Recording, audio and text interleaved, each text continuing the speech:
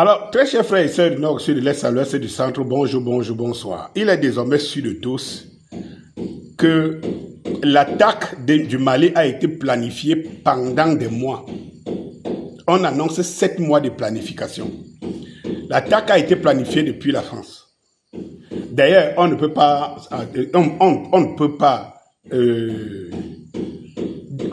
en déduire autrement depuis la France.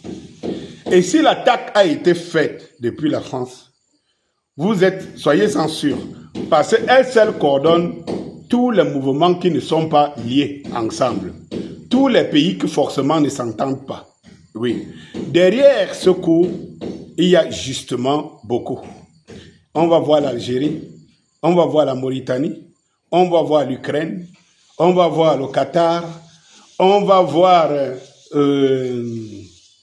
la Côte d'Ivoire et on va même voir le Sénégal en partie, peut-être par naïveté. On préfère le dire ainsi parce qu'il n'y a pas d'éléments qui prouvent que les Sénégalais savaient très bien ce qui va se passer. Mais les valises, les cantines des tenues militaires avaient été saisies par les Sénégalais. Et c'est pour cela qu'on peut se dire que le Sénégal, on ne peut pas le soupçonner. Mais passer par les Sénégalais. Et si les cantines ont été saisies, cela veut dire qu'il y en avait déjà assez saisi et assez passé. Puisque la majorité des djihadistes, par exemple à Bamako et tout, étaient habillés en tenue des militaires. Personne ne pouvait donc les soupçonner d'être des djihadistes. Vous voyez très bien qu'il y a une ramification plus longue. Eh bien, mes très chers frères et sœurs, du Nord, Sud, de l'Est à l'Ouest, disons que cette planification ne pouvait pas, au regard de l'ampleur de la chose, ne pouvait pas être faite par les pauvres petits djihadistes qui sont des fumeurs de banga, comme on dit chez nous, dont les fumeurs de chanvre, les drogués, et comme vous les voyez, parce que la majorité de ces gens que vous voyez, c'est des drogués. Vous pensez qu'ils peuvent mettre une organisation comme ça à terre, d'où leur vient de l'argent? Allez vous poser des vraies questions. D'où leur vient de l'argent? Un temps, il y avait des pseudo-experts occidentaux qui expliquaient qu'ils vendent le pétrole, ils vendent ceci. Bon, après, c'est comme moi qui pouvais vendre de la drogue.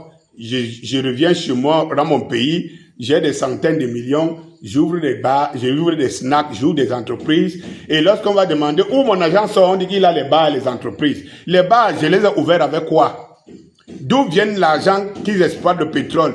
Est-ce que ces gens, est-ce que les djihadistes ont des territoires et des puits de pétrole avec des mécanismes et des matériels pour exploiter le pétrole qu'ils vendent? Et donc, on va dire, ils ont de l'argent, de quoi financer des opérations comme celle-là. Et puis des armes qui vont avec, du matériel qui va avec. Et non, ils n'en ont pas. C'est la plus grosse opération qu'ils ont pu mener en créant des diversions un peu partout au niveau du Sahel. Mais ça a raté.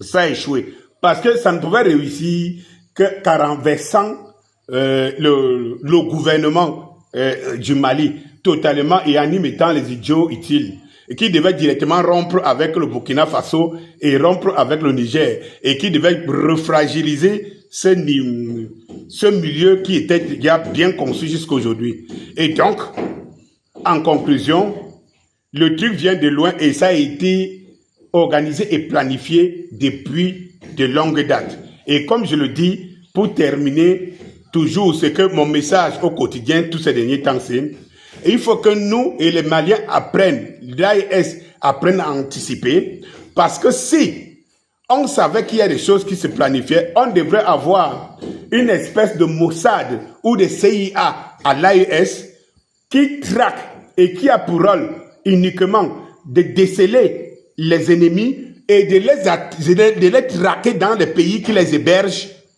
de les traquer dans les pays qui les hébergent, de les éliminer là-bas, avant même qu'ils n'atteignent le territoire. C'est-à-dire que pour sécuriser aujourd'hui l'AES, sécuriser le Mali, il faut détruire les terroristes hors du Mali. Il ne faut plus les attendre au Mali. Il faut les détruire hors du Mali. Parce qu'à force, j'ai dit, mais on dit que la réussite, c'est aussi la mère des répétitions. À force de faire tous les jours, on bouche les trous et on trouve les failles chez l'adversaire. Donc il ne faut plus qu'on attende ces sauvages venir entrer avant de les attaquer. Et il faut les attaquer et les détruire là où ils sont. Et je ne trouve pas que c'est difficile.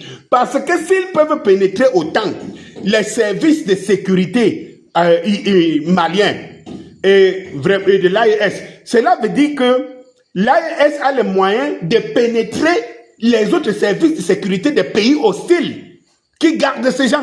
Moi, je ne trouve pas comment c'est difficile. Moi, est-ce que ce serait difficile aujourd'hui, compte tenu de l'expérience que nous avons, d'entendre que la maison où loge le patron du FLA en Mauritanie a explosé en Mauritanie? Est-ce que c'est difficile d'entendre que le patron du GENIM, qui est en Algérie, que son environnement, sa résidence, a explosé? Est-ce que c'est difficile? C'est ce que le monde moderne, le monde libre nous a appris. Et c'est comme ça qu'ils opèrent. Et c'est légal pour eux. Ce n'est pas difficile. Je vous ai donné une information sur le Togo. C'est difficile de pénétrer. J'ai vu ici, là, quand le général Tiani se plaignait en démontrant qu'ils connaissent tous les préparatifs des Français et des Béninois au Bénin. Est-ce que c'est difficile d'aller détruire? Bonjour.